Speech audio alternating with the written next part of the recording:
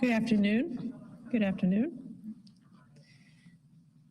Thank you to everyone who is tuning in this afternoon. Happy Wednesday. And thank you for continuing to tune into the press conferences. Next week, this press conference will happen on Monday. So instead of next Wednesday at 1, it'll be next Monday at 1. And then the following week, back to the usual time slot. As always, please continue to keep yourselves informed. If you don't have time or you're not able to tune in Wednesdays at 1 or Monday at 1, I would strongly encourage you to get the email. The governor's office sends out an email every single day, up-to-date information. You can, if you haven't signed up for an email yet, governor.ri.gov. Take a minute and do that today, and I think you'll find it keeps you up to date. So today we'll begin, as we always do, having a look at the data, and I'd ask you to please put the slide up. Today, we're reporting that yesterday we had an additional 79 new cases, and very sadly, another 3 deaths. Continue to lose people every single day to coronavirus. To those of you who say the virus is gone, it's not with us anymore, I would just remind you, every day we lose Rhode Islanders to the virus, so it's very much still with us.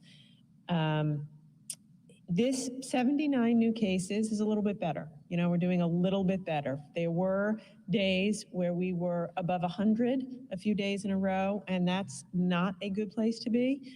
We haven't had a day over 100 in more than a week. Hospitalizations are pretty steady. New hospitalizations, pretty steady. So we're doing a little bit better, and I want to thank you. You know, our compliance has increased a bit, and you see it in the numbers. You see it in the numbers. So I don't again want to get back to 90 a day, 100 a day. In fact, I'd like to be at less than 79 a day, especially now as we're trying to get ready to send the kids back to school. So I want to thank you, everybody. We've been trying a bit harder. Let's keep it up. Let's try even harder. But you should feel good about yourselves because, you know, this is the result. And 79 is certainly better than 100. And I want to thank you for the extra effort. I want to begin with an update on what we saw this past weekend. We get a lot of questions in the office around what happened on the weekend. It's summer, weekends are busy, people are out, going to the beach. So look, at this time of year, mid-August, you start to see the crowds thin out at the beach anyway. This past weekend, the weather wasn't great. So fortunately, we had a good experience at the beaches. We were out and about, as we always are on the weekends, passing out masks at beaches and at parks. Thank you, thank you, thank you to the hardworking folks at DEM for doing that. We saw good compliance at our parks and our beaches with social distancing, limited crowd sizes, and mask wearing. So I can report that we had a good weekend. Our inspectors visited over 1,000 businesses last week, most businesses we've ever inspected in a period of time. They found 96% of staff and customers wearing masks. That's the highest we've ever seen. So good job, Rhode Island. 96%, over 1,000 businesses were inspected, 96% compliance with mask wearing of customers and employees. Keep it up. That's where we want to be. Keep it up. 98% of businesses were complying with capacity restrictions. So excellent. Thank you. It's what's going to keep us going and allow us to keep the economy open through until we have a vaccine. There's one area that we do need to do better.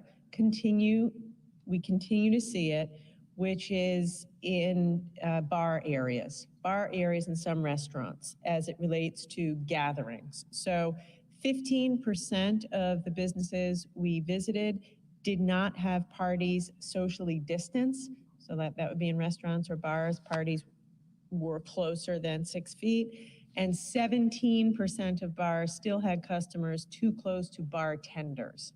So again, it's pretty simple. You shouldn't be operating a bar as a traditional bar. You either have to have the plexiglass up or no bartender behind the bar. 17%, almost 20% of bars still had customers too close to the bartender. At this point, I want to remind you, bars are closed as of 11 o'clock. If we continue to see this 17, 18%, we might have to do more. So I'm asking you to try a little bit harder in the bars, keep the customers away from the bartenders. I will say 17% is an improvement over last week, so that's good, but we have to do even better. I want to remind everybody, social gathering limits in the state of Rhode Island is 15. I have to say that's probably the most commonly asked question I receive now. Hey, Governor, we're going to be having a special party this weekend. It's my daughter's baby shower. It's so-and-so passed. We're having the family together. Can we do 25? It's just family. No, it's 15. It's 15. I'm having my family over this weekend, and it's just 15. Please follow the law. There are penalties in place. It's a $500 fine per person if you're above 15, even if it's on your back porch. 15 means 15, not 20, 22, 25. We just have to stay strict around that gathering limit. So the good news is we are off the list for New York, New Jersey, and Connecticut. That is good news. We're still not off the list for Massachusetts. We are barely too high for Massachusetts to lift their travel restriction, and I've been in touch with them. Dr. Alexander Scott has been in touch with them. They're staying firm on that rule, and I absolutely respect that. So we have to do better. We have to try a little harder to get our cases down so we can travel more freely between here and Massachusetts. I'm making a point of that because it's hurting a lot of our businesses. I hear from businesses, restaurants, who say, Gov, 20% of my business is from Massachusetts, particularly here in the capital city. I feel for them. They're hurting. They're barely getting by as it is. And now the fact that folks from Massachusetts are reluctant to come here for dinner or go shopping, it's really hurting their business. So if you're asking, what can you do about it? You can follow the rules. Stay home if you're sick, no big social gatherings, wash your hands, wear your mask, and encourage everybody in your family, in your network to do the same. Keep your network small. It's not a different 15 people every day. It's about the same 15 people. It is heartbreaking to hear from these small businesses that they're barely getting by, and now they've lost a lot of business on account of this Massachusetts travel ban. So let's pull together as Rhode Islanders. Let's get our cases down so folks can get back to work and stay at work. Okay, so for months I've been up here telling you everything you can't do. Now I want to tell you about something you can do and actually encourage you to do something. One thing we know we can do to slow the spread of the virus is to move our life outdoors.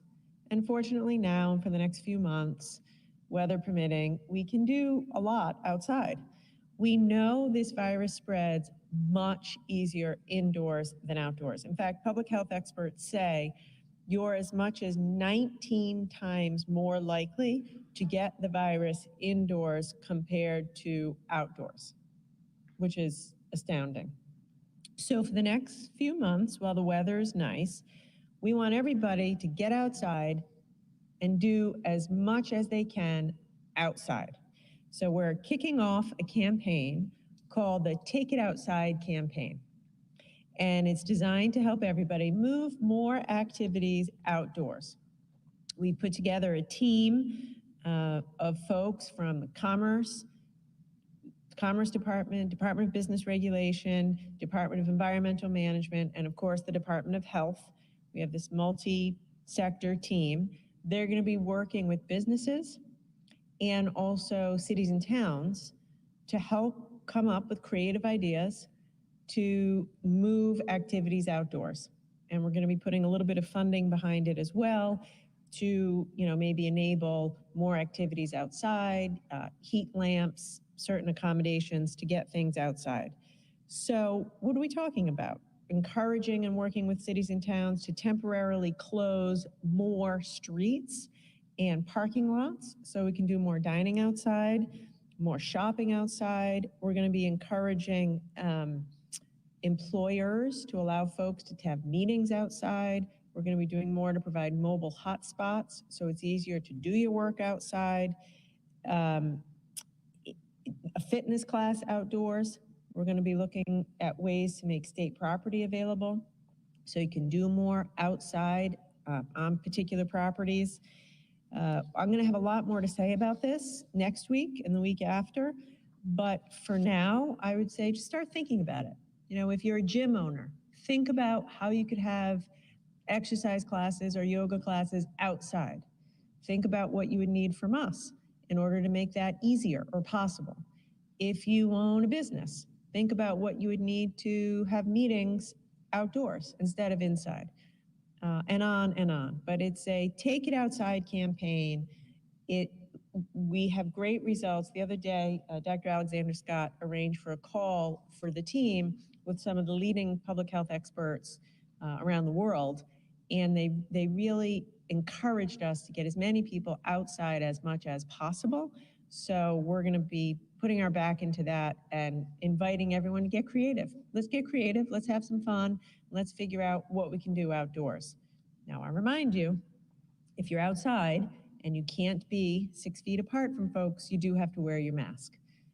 The same rules apply, but still we know it is much safer to eat outside, work outside, exercise outside, have a good time. Okay, last week I got a lot of questions about testing, and so I want to spend a few minutes now talking about testing. I want to tell you where we've been, where we are now, and where I want to take us as it relates to testing. We have some tools in our toolkit to deal with this virus, and probably one of the most powerful tools is testing. You know, in an ideal world, which we are not in, if we could, you know, test everybody rapidly with immediate results, that would be the best option. That's not an option available anywhere in America right now. But my point is we want to get close to that, because the more testing we do rapidly, widely available, accurately, with quick results, the more activity we can resume safely. So we're putting a lot of effort into testing, and I'll be honest, it's been hard. This has been a struggle. Because the whole country, it's a fight for resources nationwide. Every governor's out there. Every commercial lab is overwhelmed. Every university lab is overwhelmed. The volumes are through the roof. And so it has been a challenge. But I want to reassure you, as Rhode Islanders, we are the national leader in testing. So although it's far from perfect, and I'm going to outline some improvements we're making, I want you to feel good about where we are. We've tested more per capita than nearly every other state. We are making tests available for people who are sick and people who are asymptomatic. We have drive-through sites, walk-up sites. We're going right into the high-density communities. And I also want you to know we're constantly changing. Like just recently, we put more testing on the border of Central Falls and Pawtucket. It's a hotspot. We're going to go into the community and do testing in the community. Same thing in Woonsocket, same thing throughout the states. We're constantly changing to go where people are. So where are we right now? We've run just about 440,000 tests, which I think is amazing, considering that 6 months ago, none of us even knew what these tests were, and now we've run almost 500,000 tests. We've tested more than 234,000 Rhode Islanders, which puts us right at the head of the pack nationwide. Our percent positive rate has been consistently below 3% since we started phase 3. That's excellent. Just as a reminder, you know, Dr. Fauci last week says 5%, you want to be below 5%. We're consistently below 3%. And we're testing very aggressively.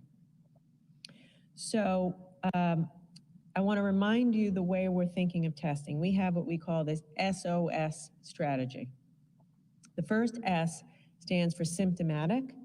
It's our goal to ensure the vision, what we're driving for is if you get sick, we would love to be able to have you tested within 24 hours. We want everyone who feels sick to be tested. We're not quite there, and I don't know if we'll be able to get to that, but we are within 2 days.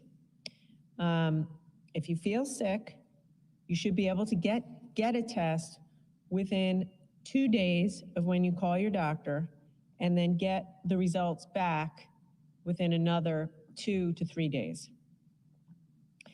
The test turnaround time has been an area that we have struggled in the past month or month and a half, and I'm going to talk more about that in a minute. The second O stands for outbreak.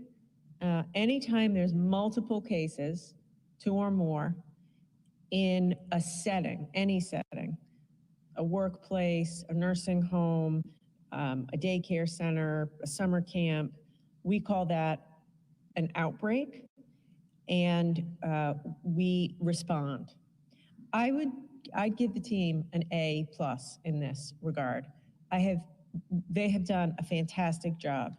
They have been on the scene for every outbreak and able to do quick, rapid testing, quarantining, isolation, shutting down facilities quickly if necessary for a period of time, contact tracing and case investigation. And every outbreak, and there have been many, many, has been kept limited. So the biggest we've had were months ago at food processing plants. I think there's about 100 cases.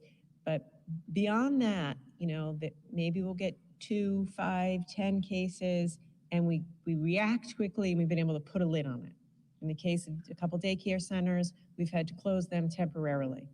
But you should have confidence that the systems we set up to deal with an outbreak are working incredibly well.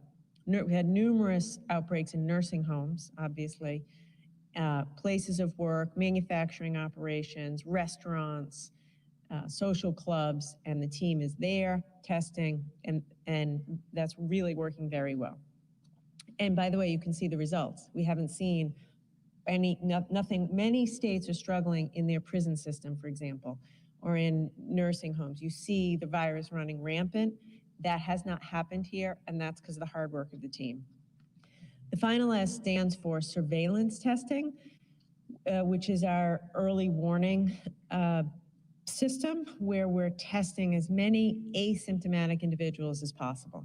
So to give you a feel for that, last month alone, July, we ran 45,000 tests in congregate care settings. So that would be nursing homes, group homes, prison setting. That's a lot of tests for a little state. 45,000 tests in those group communal living settings. Because of that system, we've been able to significantly bring down the rate of infection in our nursing homes. So just to put a number on it for you, in early May, nursing homes represented about 20% of all of our cases in Rhode Island. In the first 2 weeks of August, they made up less than 5%. That's a stunning improvement. Thank you to the folks in nursing homes. Thank you to the support teams, National Guard and others who've been going out to the nursing homes. Thank you all. 20% to 5% in a few months. And we've also launched our asymptomatic testing program to test high contact workers and younger folks. And I would encourage you to take advantage of that. If you're in your 20s, go ahead and get tested. If you work at a restaurant, you're a hairdresser, nail salon, member of the clergy, don't feel sick, please go get tested. Now the question I get a lot is, okay, Gov, that sounds good. How do I get tested? How do I do it?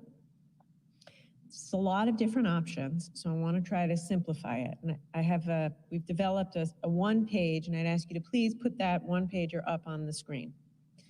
So if you wake up tomorrow and you feel sick, you have a cough, fever, chills, headache, sore throat,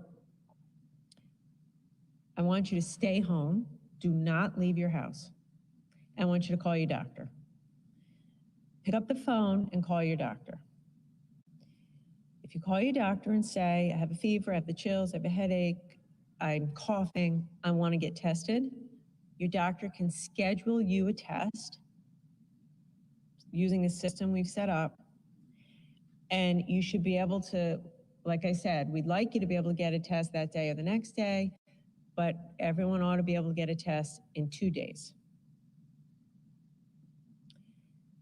If you don't have a doctor, or you don't have health insurance, or you're an undocumented immigrant, you could call your community health clinic or a respiratory clinic.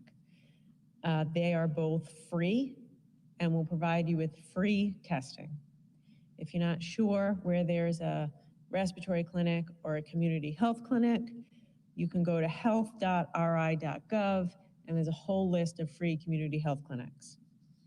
So that's if you feel sick.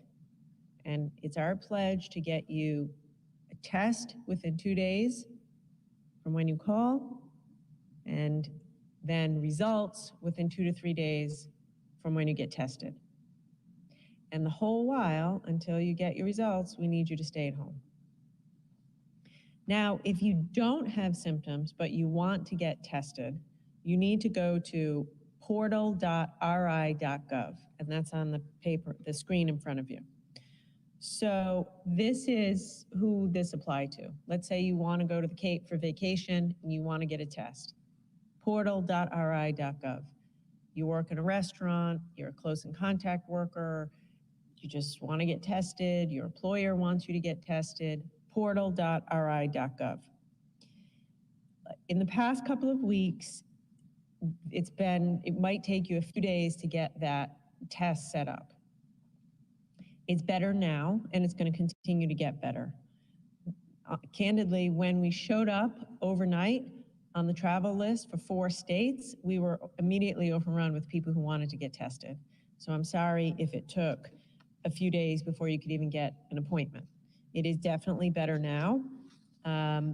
You ought to be able to get an appointment within a couple of days, and then results within 2 to 3 days. I do want to remind you that there's a full list of the 34 states with a percent positive rate above 5% on the Department of Health's website, and anyone returning from these states to Rhode Island has to get tested or quarantined for 14 days. This is a big deal. This is very important. We're seeing a number of our positive cases related to travel. So if you're traveling, if you're a Rhode Islander who's traveling, or if you're coming back to Rhode Island from one of these 34 states, you must get tested or quarantined for 14 days. So getting tested is one thing. Waiting for the results is another thing, and it can be stressful, and I understand that. So let me tell you about where we are and where we're going and why I'm hopeful it will continue to get better.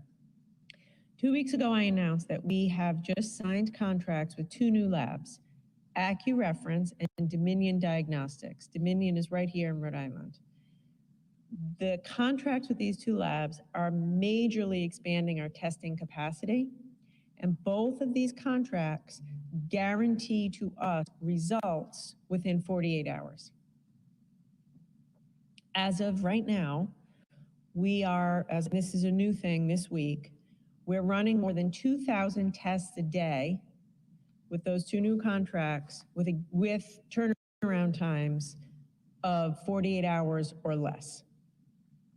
So this is big, and that's what we're doing, yesterday. 2,000 tests, brand new capacity, guaranteed turnaround 48 hours, and they are going to ramp up as they work out the kinks.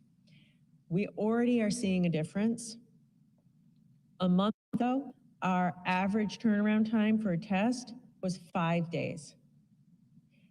Today, it's just under 2.5 days. So what does that mean? That means a month ago, if the average was 5 days, you could have been waiting a week or more to get your test result. That's not okay, and I'm sorry if that happened to you. That is not okay. So that's why and we're done with that. That was then, this is now. Today, the average is 2.5 days. And we are gonna work like crazy to get it under 2 days. As frustrating as it is, for when you're waiting for your result, we need you please to stay at home, which is why we're working hard to get it below 2 days. The numbers are definitely improving, and Dominion alone is going to be able to run 7,000 tests a day in a few weeks from now with the guaranteed 48-hour turnaround. So I think I can safely say the worst is behind us. We're much better now on test turnaround time than we were a month ago, and a month from now I expect us to be even better. Although there's been a year of surprises, so we're going to work for that and hope that that comes true. I want to take a second to talk about rapid testing. The tests that take the 48 hours are generally more reliable, accurate than the true rapid test.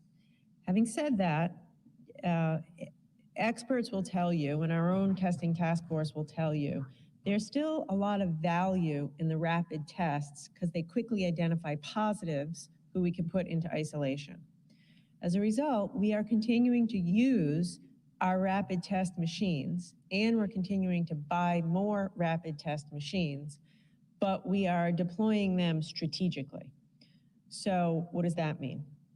In hospitals, at outbreaks, in nursing homes, when we open school next month, in school, they get immediate results, which is the appropriate thing to do in certain settings. Right now, in total, we have 10 of these rapid machines deployed all across the state. And we've recently purchased an additional 5 machines, which will give us the capacity to run 1,000 rapid tests a day. That will be devoted to K through 12 public schools so that we can give parents and teachers and students the peace of mind of knowing they can get immediately tested with immediate test results so kids or teachers could be immediately isolated. So to wrap it all up, if you feel sick, call your doctor. You should be able to get your test scheduled within a couple of days and results within 2 to 3 days after that. The whole time you're waiting, please stay at home. Or if you're very sick, go to the hospital. The rapid tests, we are, the turnaround, quick turnaround, 10, 15-minute turnaround, we are using those in specific settings, particularly schools when they open, or nursing homes or hospitals. So you shouldn't expect to be able to get that rapid turnaround test. And if you don't feel sick, but you want to get a test because you want to travel, or you're a young person, or you're in a close contact business, go to portal.ri.gov, and we're going to do our very best to make sure you can get an appointment within 2 to 3 days. Again, a week or two ago, it was taking 4 days. We got crushed all at once with the 4 states, but we're in a pretty good place now. So that means if you know now that you have a Nantucket vacation in a couple of weeks, plan accordingly, because it could take a couple days or a few days to go ahead and get an appointment and then your results. Okay, so that's testing. I feel that we are, I spend time talking to every governor I can, federal government. We're doing about as well as we can be doing. I can't find anyone who's doing a better job, and we're constantly on it every day trying to get better. So, and we will continue to do that to bring down the times. Okay, I want to spend a couple minutes talking about schools. Every Wednesday, I talk a little bit about schools. Last week, I was pleased to be joined by Dr. Anthony Fauci on Thursday on the live Facebook session. And he said something that really stuck with me and that kind of defines our approach. He said that our position, everyone's position, should be that we all try to the best of our ability to get kids back in school. I think that's well said. We all need to try to the best of our ability, push ourselves as much as possible to get as many kids back in school as possible. That is our philosophy. I am not saying it's going to be easy. I am not saying it's going to be perfect. I'm not saying every kid is going to be able to or want to go to school. I'm saying I have learned over the past 6 months that we are capable of doing great things. We're capable of doing great things when we need to, when we rise to the challenge and meet the moment. We put up a field hospital in a couple of weeks. We have set up an entire testing system that's best in class. We have hundreds of people doing best in class contact tracing. We didn't even know what that was 6 months ago. At least I didn't. You did. So I think we can do this for our kids too. And I just am saying, we are not going to force any teacher to work in a building that isn't safe. We care about you. We're not going to do that. But what we are going to do as a moral obligation to these children, work as hard as we can and push ourselves to the limit to do all we can to get as many students in school as possible. That is my pledge to the people of Rhode Island, and I believe that that's the right approach. And that's why we push back the start time. There's a lot of work to do. We're not ready today. We're not going to be ready by the 31st. But we're going to work like crazy over the next month to do our best. So today, I want to talk for a minute about supplies for school districts and also talk for a minute about preventing outbreaks. We hear I spend a lot of time listening to teachers who are anxious, and I hear that. I hear you.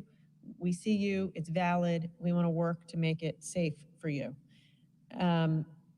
The districts are taking the lead. Each school district has to take the lead on procuring the cleaning supplies, masks, face shields, gowns, gloves, thermometers that will be necessary to safely open school.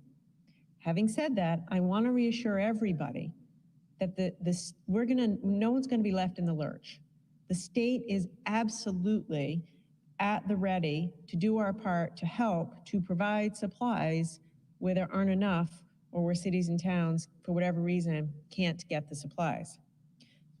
So what am I talking about? This week, for example, the state is distributing 3,000 thermometers, 600,000 masks, and 10,000 gowns to districts. And that's just this week. We're going to continue to closely coordinate with school leaders throughout the entire year to make sure there's never a shortage. So in the first instance, the school district, that's their job and they're doing it and they're working hard and being resourceful, but we got your back. And this is what we're sending out this week, and we will continue to send out supplies as necessary.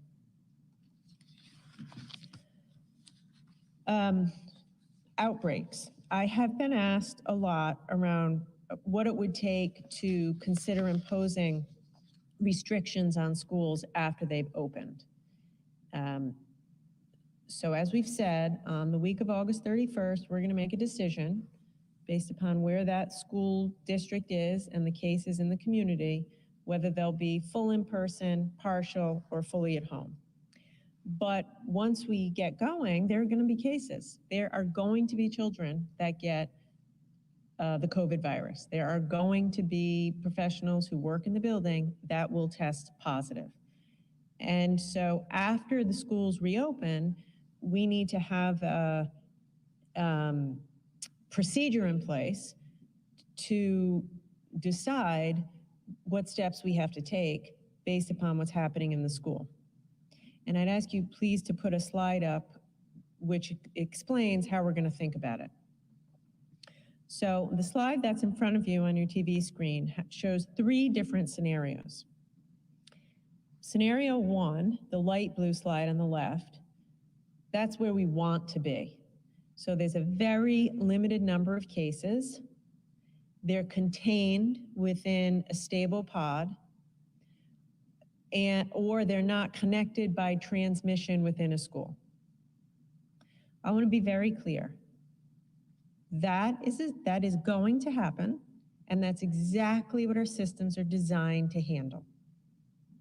That's exactly what the system's designed to handle. We expect to see that. We're ready for it. We're ready to contain it.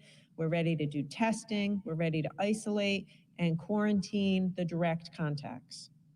By the way, I get asked a lot, what exactly is a close contact in the school setting?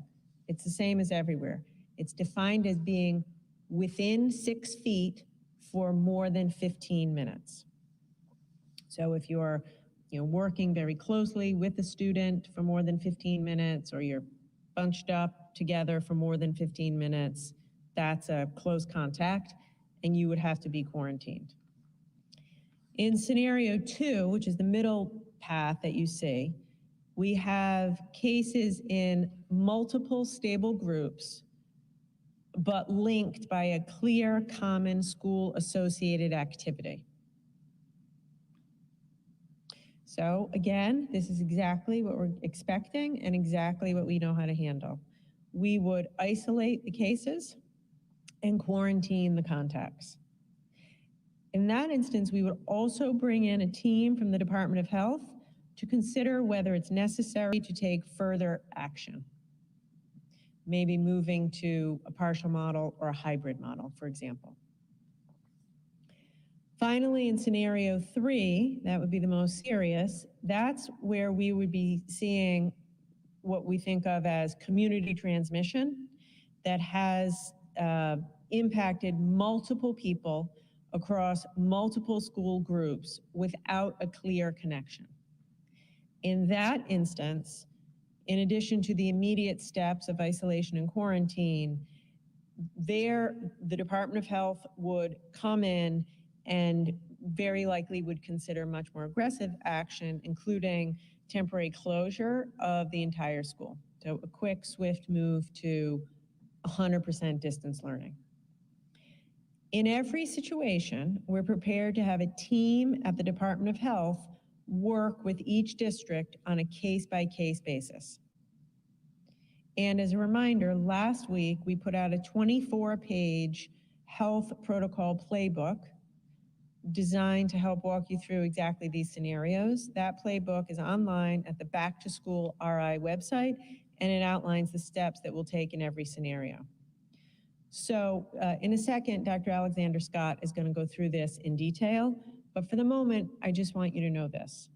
We are going to have teams, we're adding to the staff now, we're going to have Department of Health teams at the ready to parachute into schools when, if, and as necessary, to guide the decisions around what happens when we have cases. And a huge amount of thought has gone into these 3 scenarios. We're not alone in this. Dozens of countries around the world have sent their kids back to school already. Every state is muddling through this together. Dr. Alexander Scott has her colleagues. A lot of thought's gone into this, and we are prepared. We are prepared to send teams in to make these swift judgments. Okay, finally, I just want to make a quick note about mental health. It's something I've been talking about a lot during the pandemic. Everybody's struggling, and you add to that isolation, financial struggles, drinking, depression, really hard time right now for adults, but also for kids.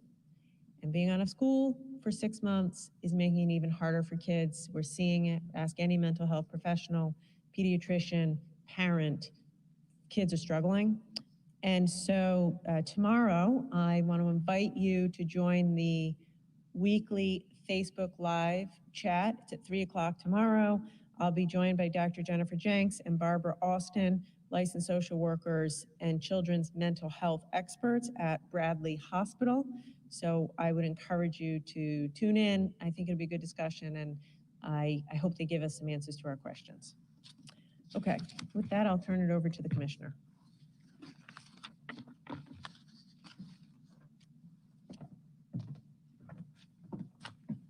Thank you, Governor. So I want to talk a little bit about the voices that we don't hear, because it's not on social media, it's not on Twitter, it's not on Facebook, but it's the countless emails that we get. We hear teachers that are nervous. We hear parents that are nervous. We hear you. But what we don't hear is the countless emails that we get from teachers that want to go back, from parents that this didn't work for them, that distance learning was a struggle. It was hard. I think that when we start thinking about this, we have to think about our multilingual learners that were a single proficiency before this all started. Our kids that are differently abled, or just a child that this didn't work for. What we have asked districts to do is to put together plans. I want to reiterate that. Our responsibility is to make sure that we plan on getting the kids back under whatever the scenario is safely. Not just kids, but also students. Teachers, sorry. Everyone. So one of the things that is important as we start thinking about this, the governor just said this. Many, many families have to go through the choice to either stay home from work or jeopardize putting food on the table, or worse, leave their kids home unsupervised. I want us to all remember that choice is a luxury that not everyone has. It is a luxury. So when I get an email from a parent like this that says it didn't work for my child, what's going to happen to my child? School's not just about instruction. We have to make this work for everyone. We hear everyone. We need you to know that. But I also need you to know that I'm a mother. I also stay up at night. My daughter started dance class 2 months ago, DTRI, yay. But what I want to say is that when I took my daughter to dance, I have a colleague who has 2 daughters and said, oh no, I'm not ready to take my child back. That's okay. That's why we've been very clear that parents in the state of Rhode Island have choice. I walked in, the dance school had everything ready. All the mitigation, all the protections, I felt good. But when I heard that parent, I went home and said to my husband, did we jump the gun?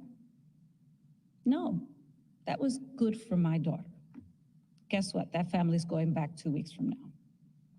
We're all in different places. That's why choice matters. That's why it's our responsibility as an education system to provide the choice and meet everybody where they are. So I'm also hearing from teachers that also want to go back, but they want to feel safe. That's why every district is putting in place mitigation. That's why it's important that you work with the districts, that you hear what the plans are.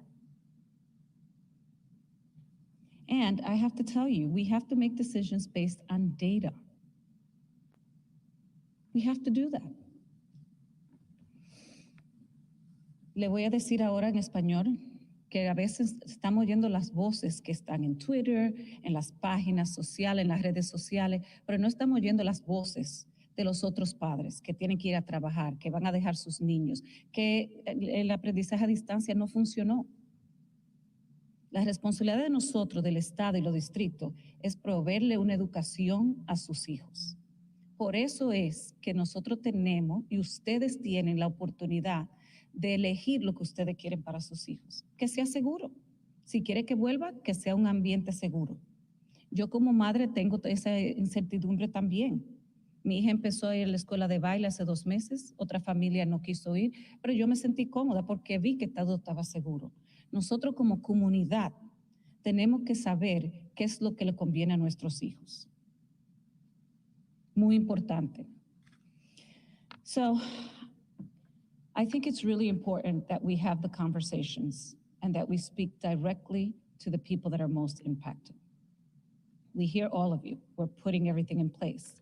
Tonight, I hope that all of you join us for the Latino Town Hall that we're going to be having. The governor is going to be talking directly about all the issues affecting the Latino community in Rhode Island. As we know, they have been impacted. We have been impacted because the Latino community is part of Rhode Island. So how do we talk about that? So let me just give everybody a visual. 3 kids, 1 household, 2 bedrooms, all sitting at one table in different grades. How does it happen? Not everybody is in the same place, so we have to make it work for everyone. So tonight, we want to invite all the families to join us. We will answer questions, and you can find the information at backtoschoolrhodeisland.com. Vengan esta noche, le vamos a estar hablando en español. La gobernadora le va a decir toda la información. Es su oportunidad para hacernos preguntas. In response to moving the start date, we hear you. It's been overwhelmingly positive. I know that we wanted the date of the decision to stay where it was, but we can't. The numbers change. The numbers that were last week are not what they are this week. So that's really important. But I also want to talk about some of the things that you're hearing. Dr. Alexander Scott's team, my team, the governor's team, all our teams are working countless hours. When people start talking about air quality, we've been working on that. But there are solutions. There are airflow issues in certain schools, but there are solutions. There will be guidance that will be going out, hopefully by the end of this week. We are working hard, and we have taken measured steps. Ask questions. We're here to listen, and we're here to make sure that every family gets what they need. So look for that document. It will be sent out, and it will be put on Back to School Rhode Island. Quiero decirle a los padres que se están hablando del aire en las salones de clase. Nosotros también estamos viendo eso. Sumamente importante. Va a haber un documento esta semana donde usted va a ver cuáles son las cosas. The most important thing, I shouldn't say that because the governor, everything she says is important. But the most important thing that she said is that if it's not safe, we're not going to go back. Let's listen. We are putting everything in place. Everything. Airflow, we've had experts working with us for a couple of weeks. So I just want to say to all of you, we hear you, we appreciate you. And those of you that have not thanked the administrators, principals, APs, superintendents, the East Bay, thank you, thank you, thank you for going the extra mile. Portsmouth, thank you. And Del Sesto Middle School, the AP is making masks. She sent me a mask. Let's get to that place. What's special about Rhode Island is that we band together. And let's continue to do that. And Dr. Alexander Scott, thank you very much for your partnership and all the work. Thank you, Commissioner. Thank you, Governor. I'm honored to join with you and with our teams in the work that's being done to keep Rhode Island moving forward. In terms of our data for today, as the governor said, we have 79 new cases to report. We have 82 people currently hospitalized and 8 people currently in an intensive care unit. Similar to our case numbers, our hospitalization numbers have been relatively stable for the past week. Unfortunately, we have 3 additional COVID-19 associated fatalities to report today. These people were in their 60s, 80s, and their 90s. We now have had 1,027 COVID-19 associated fatalities in Rhode Island. Each of those lives matter and have been important to Rhode Islanders. Our prayers are with the families of each of these people and with every family that has been impacted by this pandemic over the last several months. As I've done for the last few weeks and will continue to do each week, I'll spend a few minutes now giving you a feel for what we're seeing in terms of our case investigations so that you can continue to be informed in real time about the changes that you should be making. This reflects data from the period of August 5th through August 11th, where we had 591 new cases. During that time, 40% of our cases were among people between the ages of 20 and 39, 40%. Additionally, we are still seeing cases related to social gathering. During this period, 49 of our cases, just over 8%, attended a social gathering such as a birthday party, church gathering, or barbecue. In our case investigations, we are seeing a significant overlap between people who are traveling, attending social gatherings, and going to restaurants and bars where the social gathering without masks or distancing is occurring. Looking just at people who went to a bar or restaurant in the 14 days before the onset of their symptoms, they didn't just go to a restaurant or bar. A lot of them also went to a beach, to a party or some other social gathering, or recently traveled. This really underscores how important it is to keep a detailed record of where you're going and who your contacts are. I want to encourage again, if you haven't already, to download the Crush COVID app because it is a great way to help do this. We are social beings by nature. Seeing family and friends is an important part of maintaining a strong emotional well-being, particularly through challenging times like what we're seeing now. We want you to be able to receive the support from family and friends. We want you to be able to do that safely. How do we live with COVID in a way that keeps it controlled? That means keeping your circle consistent, keeping it small, keeping it stable. To circle back to schools quickly, I want to relay that we are being extremely thoughtful and deliberate, as both the commissioner and the governor has shared. A week and a half ago, we released a playbook to provide guidance to schools on how to respond at the individual level when a student, teacher, or staff person develops symptoms. And the slide the governor showed earlier today provides insights into the different scenario tiers we have in mind and how we want to respond at the school level for going forward. We're planning and preparing for every possible scenario. Planning matters, structure matters.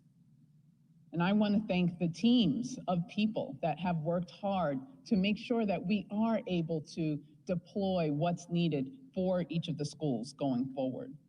We can see what has been done with childcare and be crystal clear that planning matters and structure matters because it helps inform effective implementation. There are roughly 730 out of about 830 childcare sites that are open right now in Rhode Island, each with its own COVID-19 prevention and control plan. There have been just roughly 40 cases associated with childcare sites, half of them among children, half of them among the adults that work there. Those 40 cases have been spread among just 26 different childcare sites. That tells us that we are not seeing groups of cases at multiple childcare sites over the hundreds that we have.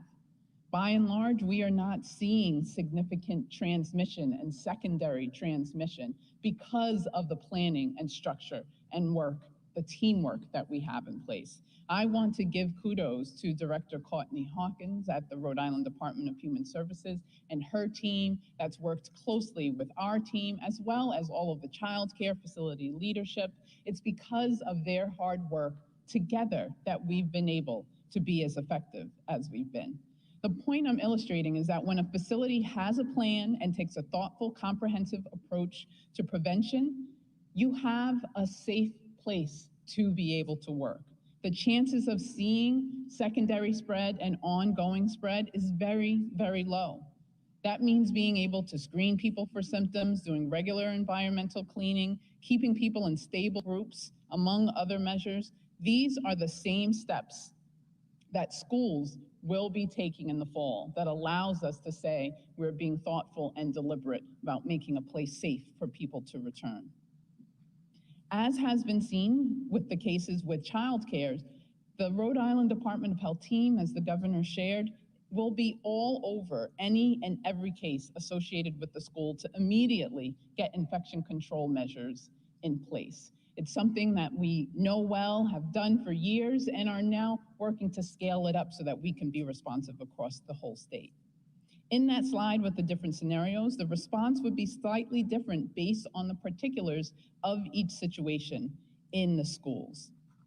For example, we would take more significant action in an instance where we are seeing multiple cases in a school without a clear connection to the source, because that could mean there is transmission still happening somewhere in that school. That's very different from situations in the middle column that was shown earlier, where we can pinpoint and respond to the actual source of how transmission happened. The common thread through every scenario is that the Rhode Island Department of Education and the Rhode Island Department of Health together will be on it right away. We will work very closely with superintendents, principals, school nurses, teachers, and families to do what we need to keep people healthy and safe. We're doing it within child care. We want to be able to share that with you so you understand our approach with schools. I will finish with just addressing one of the issues that people have contacted us about. It's the difference between our maximum group social gathering size of 15 and the 30-person maximum size of a pod or stable group in a school setting. The reason there is a difference is because of the concept I used earlier, structure. In a school setting, teachers and staff are in place to ensure that people are maintaining a distance from each other, are sitting in the same assigned seats that are in place, are wearing the masks that they need to wear, and applying all of the measures that we know are effective in decreasing transmission. We know that symptom screening is in place and that there's a plan in place to immediately isolate anyone who may develop symptoms, as well as building the rapid testing system in place to support that. In the other settings and social gathering settings where we are seeing transmission happen, it's precisely because people are not doing those things that require that structure. People are not wearing the masks. People are not distancing effectively. People are not sanitizing the way they need to. That's why we have this different approach, and we really want everyone to understand how critical it is with those gatherings to apply the rules that we know work. We are going to continue working with parents, families, teachers, and school administrators to help you as we're moving forward together.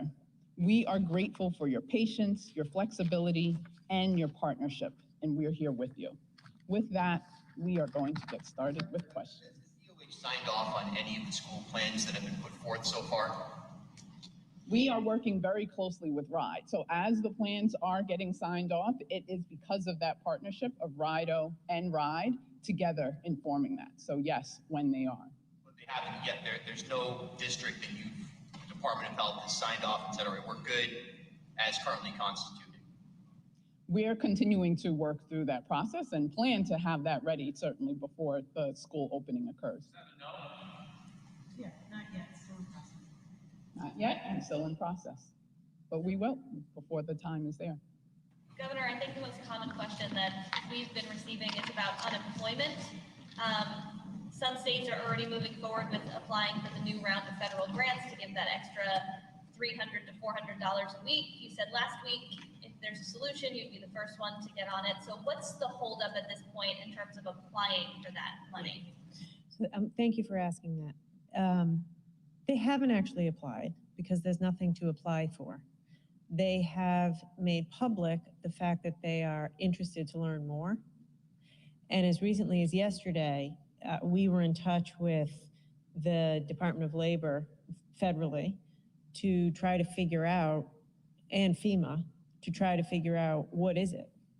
So although I wasn't in the press release, we have just as again recently as yesterday, we've reached out to FEMA, we've reached out to the Department of Labor federally to figure out what is it, what is the process, what is there, and we don't yet know how it would work, how much we'd be eligible to receive, who would be eligible. So bottom line is, I also saw that, and I, as you can imagine, try to figure it out, and they're expressing an interest to learn more, and we're all just waiting for the Trump administration to like put out some guidelines around a particular program, and so we're on it, and as soon as I know more, I will let it out. I will say this, our back of the envelope calculations, if it works the way we think it might be, and again, this is from me reading what publicly is reported because there is no program, it could be a $10 million a week cost for Rhode Island, and it's not clear whether we could use our federal COVID money to fill that. So Rhode Islanders are struggling. We have 100,000 people on unemployment right now.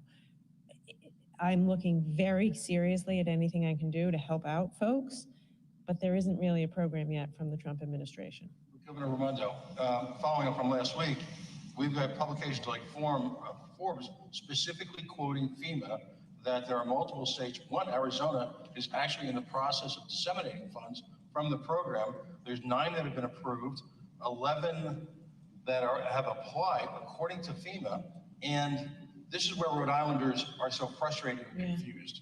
I have never seen the human response that I've seen to an issue at our publication as I've seen this week. Who's telling us the truth? Yeah. I can just tell you that we have been calling and trying to get information from the federal government, and at this point, as I stand here at 1 o'clock today, there's nothing specific to apply for. So maybe that'll change in the next day or two. The president suggested he's interested to use FEMA money in some way, and I hope they'll clarify it in the course of this week. Just one follow-up on that. Governor Kevin Stitt of Oklahoma announced that Oklahoma had submitted its grant application. I don't know what to tell you. We're working it. Good afternoon. How are you? Hello. I have been hearing from a lot of small businesses who are struggling with the application put out by Commerce RI. A lot of documentation. Yeah. You know, expectedly, here's a couple issues. One, that the sands seem to be shifting in terms of extra documentation, and then they change in terms of eligibility. The one thing that I had not heard was they're having to send this to a company in Minnesota. And so I've heard nothing about this from you to say, hey, you know, when you put your application in, you may be getting a call, not from a guy in Rhode Island, but from Minnesota. There's tax information involved, there's private information. So why haven't you talked about that? And how much are we paying this company in Minnesota to process this when we have a lot of people here working in Rhode Island? Yeah. So a couple things. So the good and the bad. The good news is we've already put $1 million out the door. We've processed hundreds of applications. We received over 1,000, and we are getting thank yous from lots of businesses saying we needed it badly. So it's finally happening. It's working through. Commerce did get a third party, and I don't have the details of that, so I'd have to have the Commerce Secretary get back to you. Really as a way to provide for taxpayer accountability. So this is a big program. It's tens of millions of dollars. We're going to have to be held to account to the federal government for how we are qualifying people before they get the money, and we didn't think that we had the staff to be able to do it. I don't know the cost, I don't know the details, so I have to get back to you. But by the way, it's what other states are doing. When we started the program.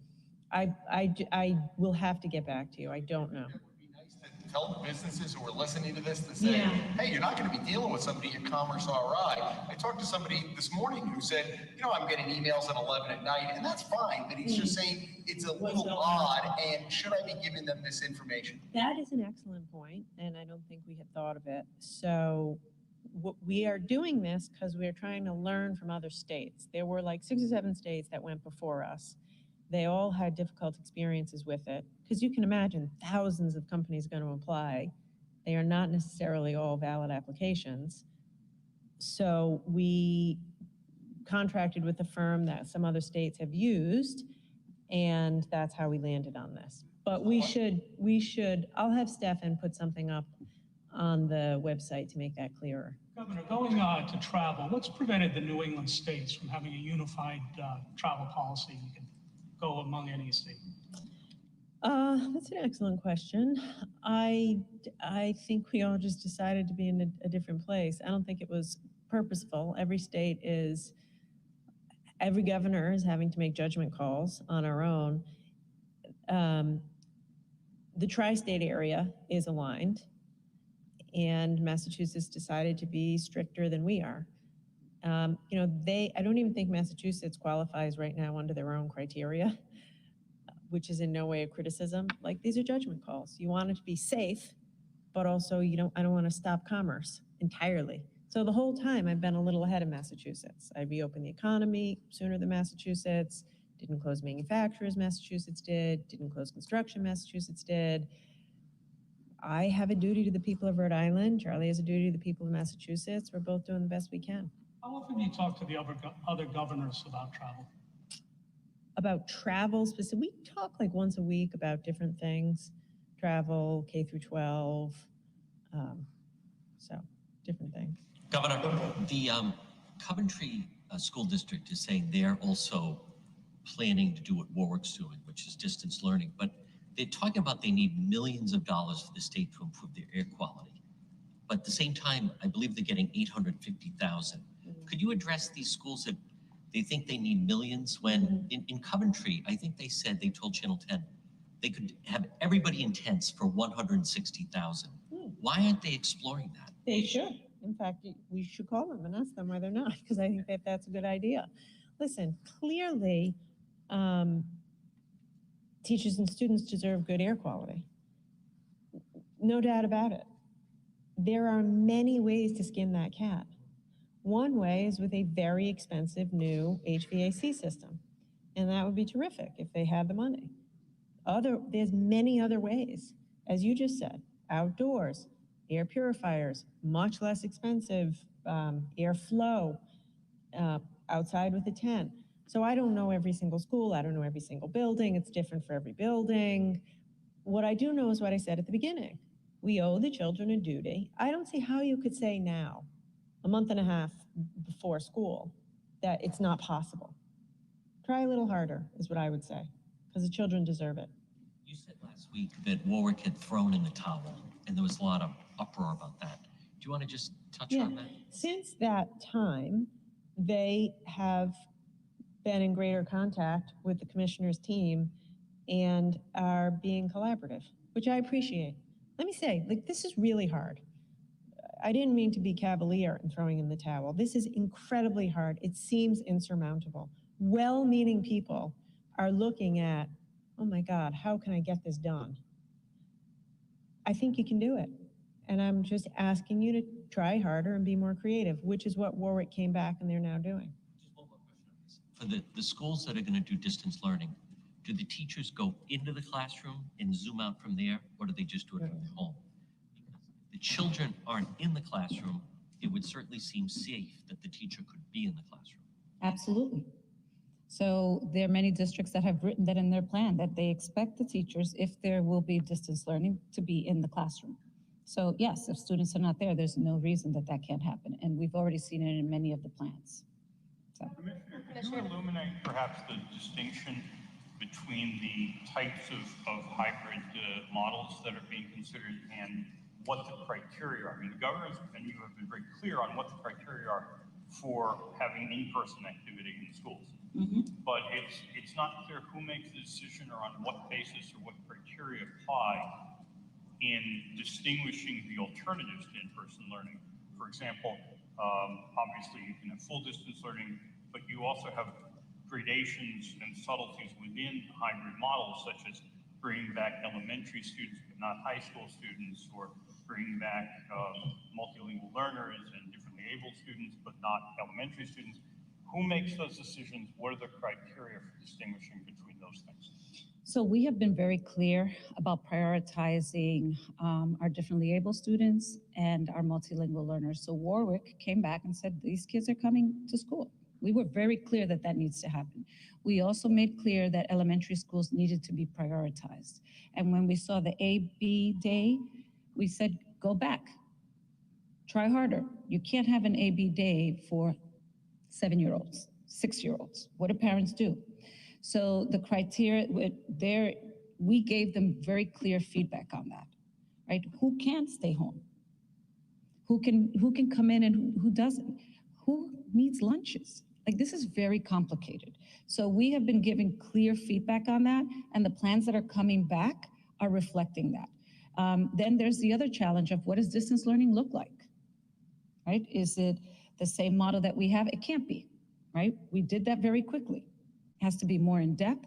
And we also have, as a state, we're putting together a statewide model for the kids that are medically fragile. We're going to be paying for that. And also, I think the other piece that districts that'll have maybe 2 or 3 parents that don't want to come in can also be part of the statewide model. We're looking for options. We have been very clear that that's very important. But what we don't want to see happen is asynchronous, which means that it's pre-recorded the entire day. We heard a lot about that. You guys brought it to my attention, many of you. So that can't be it. We can't have, everything can't be a struggle, right? So we need to come to a place where we figure out what's best for the kids, right? So I don't know if that answered your question. Well, my main question is, who makes those decisions? In other words, who has the authority to do that?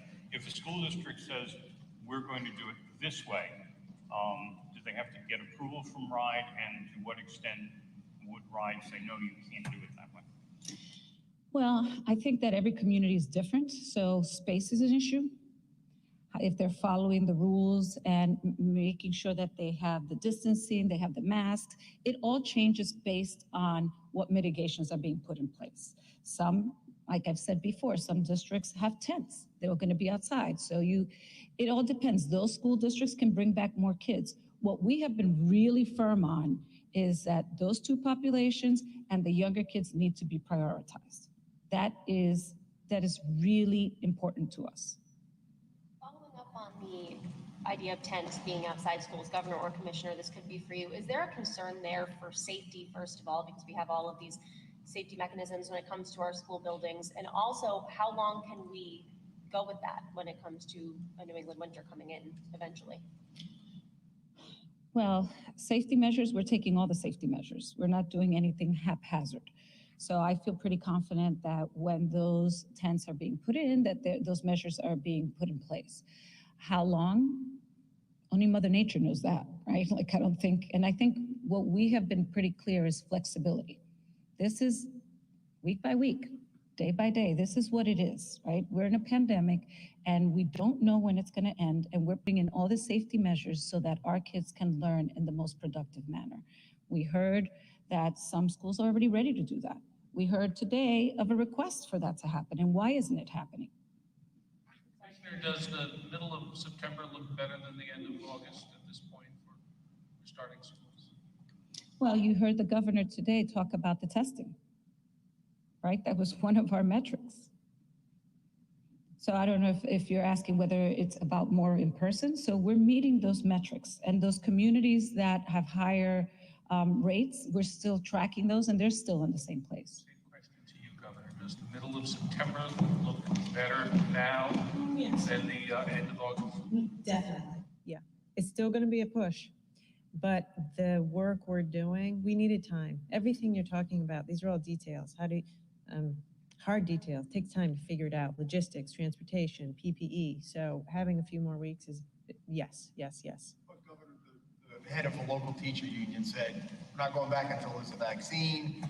Bob Walsh, who I've talked to and is talking, I think that was Bill's question to Dr. Alexander Scott, has anybody signed off that is not there yet?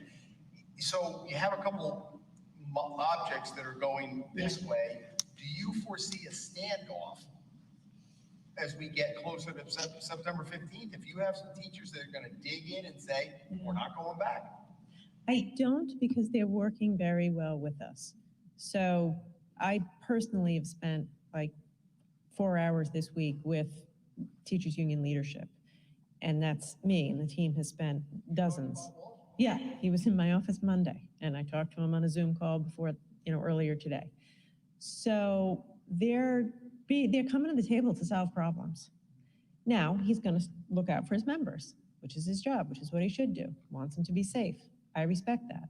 But they're saying, how could you do, right now it's all the details of what does it mean to be safe.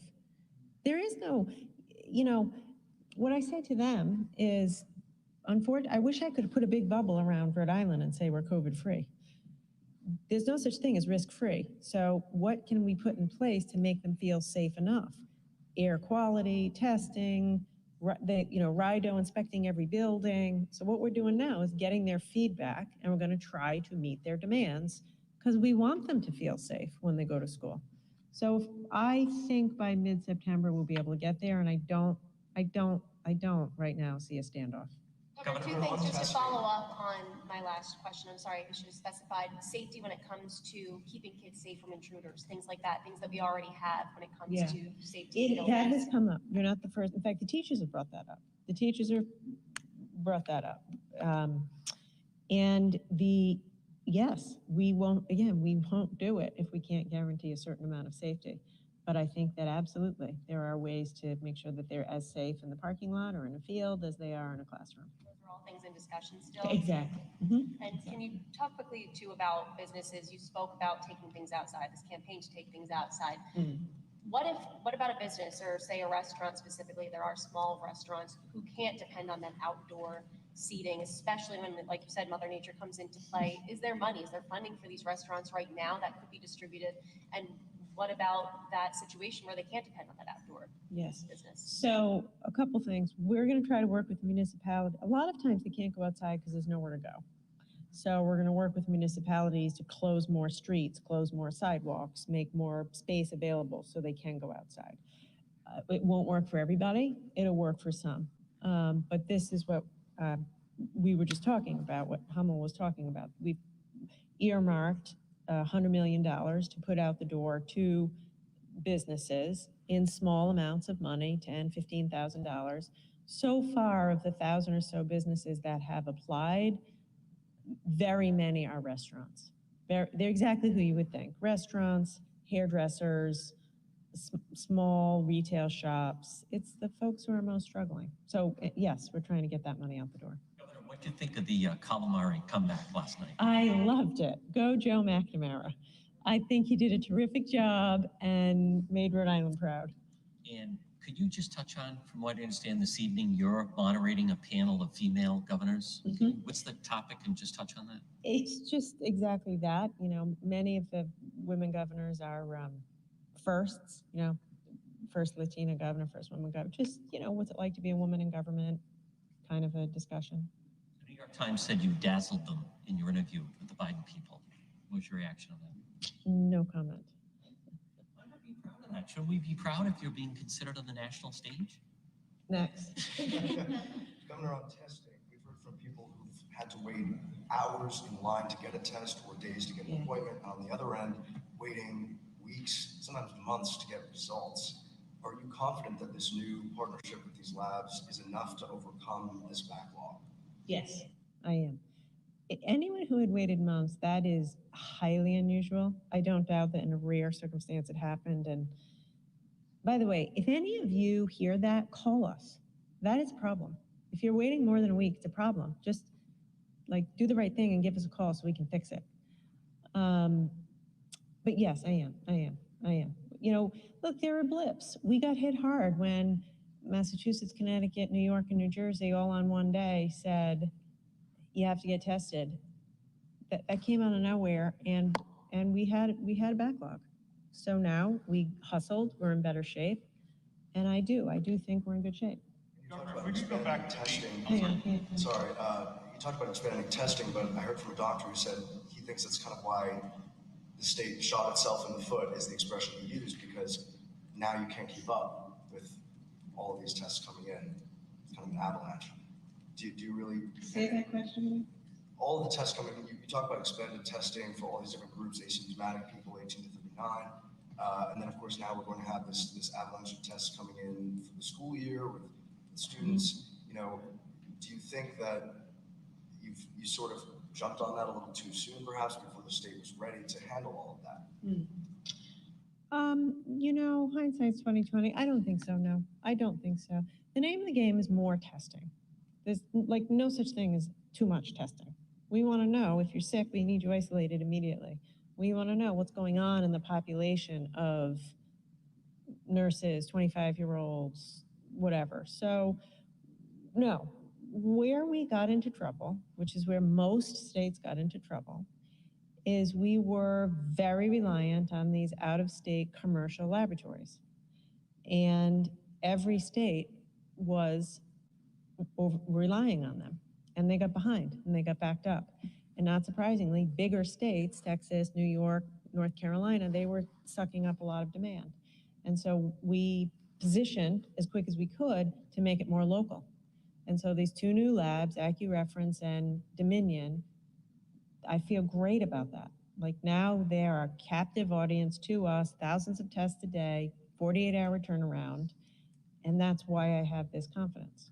Do you feel good about the possibility of testing every or the vast majority of students, staff in schools, et cetera, sometime in the near future?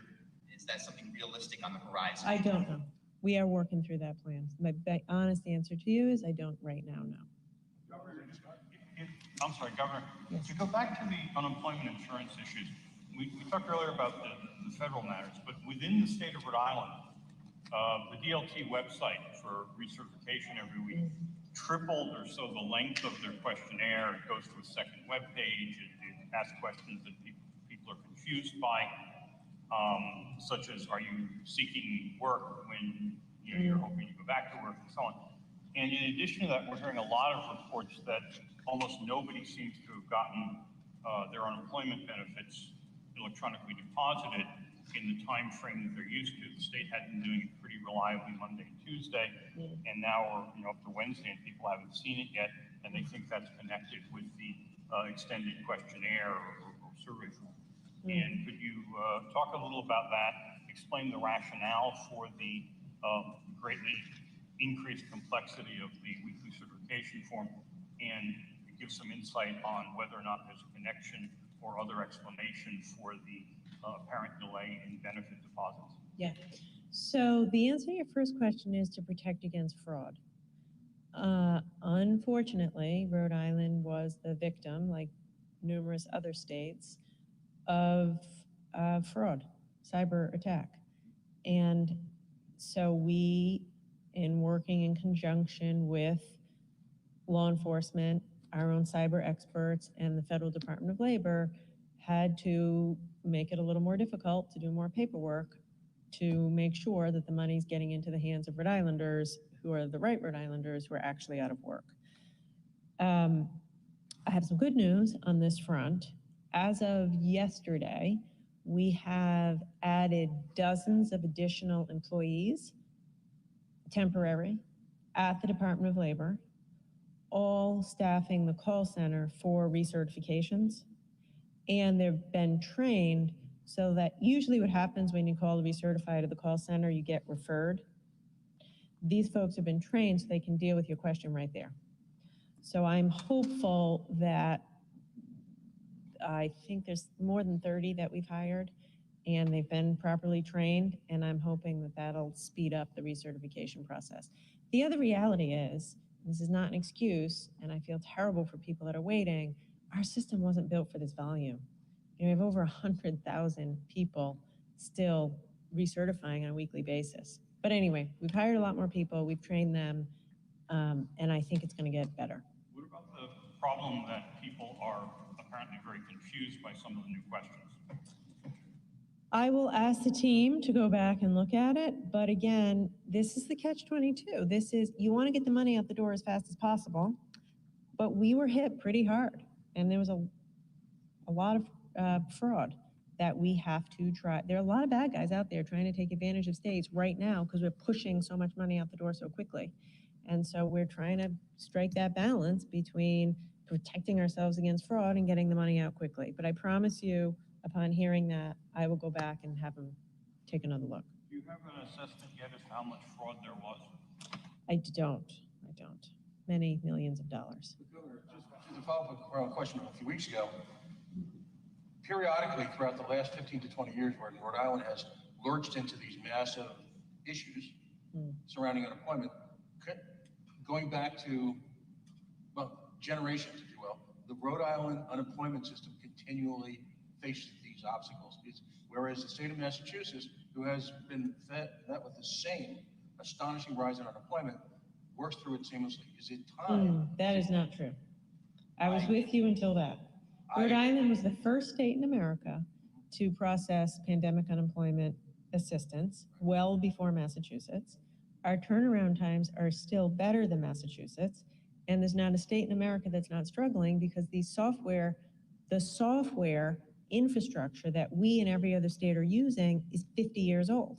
And actually, we move faster than any state in America to work with Amazon Web Services to put it all up in the cloud so we can process more quickly. So you're right that people are waiting too long, and you're right that it's too hard. But I will take issue with the fact that other states are doing a whole lot better. Because the fact of the matter is, it is old IT that needs to be upgraded and was just not built to be able to handle. At one point, we had 142,000 claims. So yes, we can get better, but people shouldn't feel like if they were in another state, it would be a whole lot better. Who agreed to disagree? Yeah, last question. Tanya Sigori from the Rhode Island Echo. To the governor or to the doctor, do you feel that the number of deaths in general, so this whole COVID thing listed as a COVID death, is inflated both locally and nationally? For getting federal money, ourselves and other states are getting federal money for each reported COVID death. If that's an incentive to put something through as being COVID related. There was also a local man that was physically injured in an accident, and it was a physical accident. He later died, and his death certificate says COVID as a reason of death. So just all your thoughts on that. Thank you for that question, Tanya. The approach nationally is to, as a starting point, be able to define deaths as COVID associated, really with this being a new pandemic and helping us understand how to process what's occurring. What our data analytics team has been doing is continuing to refine the process as we go forward so that we can be clearer on the cases that are COVID associated, causing deaths, but not because of COVID, versus deaths that have unfortunately occurred because of COVID.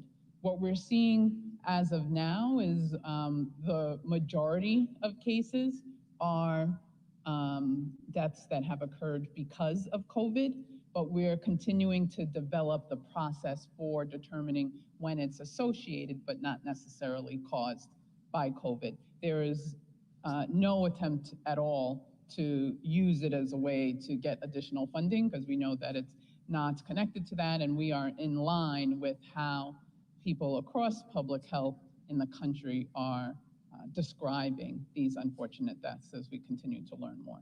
How confident are you in the accuracy of the data, both statewide and nationally? I am very confident in our statewide data. A tremendous amount of work, hours, goes into even being able to update the dashboard each day, and we have a team that's really focused on data integrity and being as clear as we can. It's why we had the challenge with our national partners from COVID tracking, not really getting the data accurately, mostly because we were being even more transparent with the data that was being displayed compared to other states. That being said, there is more for us to do. We learned from the experts that there's more we could even be sharing, but I'm honored and thankful for such a team that's really focused on the data integrity piece of how we go forward. Are you hearing that there were maybe states or areas that are inflating their death numbers? No, I'm not hearing that. Thank you. Anita Cicero is the deputy director of the Johns Hopkins Center for Health Security, a major player in Congress and as well as other policymakers on COVID-19. I'm quoting her from EdWeek. Most countries where schools reported successfully or reopened successfully had one or fewer cases per 100,000 people, she said. By contrast, many counties in the U.S. have 40, 60, 75 cases per 100,000 people, and positive test rates higher than the 5% recommended by the CDC and the WHO. It's not responsible in those settings to bring all kids back for full-time instruction. We're actually trying to operate at 100 per 100,000. What's your reaction to her statement? Yeah, it's an important question, and I can add some clarity to what our approach is. The 100 per 100,000 is cases over the course of a week. The daily level is 14 per 100,000, and it really takes into account the unique specifications of Rhode Island. We are among one of the densest states in the country. If we were to take a community like Central Falls, it would be just one case per day that this would apply to. And we have a system that's set up to meet that capacity more. As the governor shared, our percent positivity as a state is at the number that Dr. Fauci shared yesterday, is green, and shows that as a state we can go forward. And what we want to be able to do, working closely with the Department of Education, is really understand what's happening in the communities where it's higher, see how we can deploy resources more strategically to those areas, and continue to work closely on keeping the cases under control, knowing the strength of the case investigation team that we have to monitor it. So the numbers we chose were thoughtfully done. We'll watch it closely and reassess as we need to, but they were unique to our setting in Rhode Island.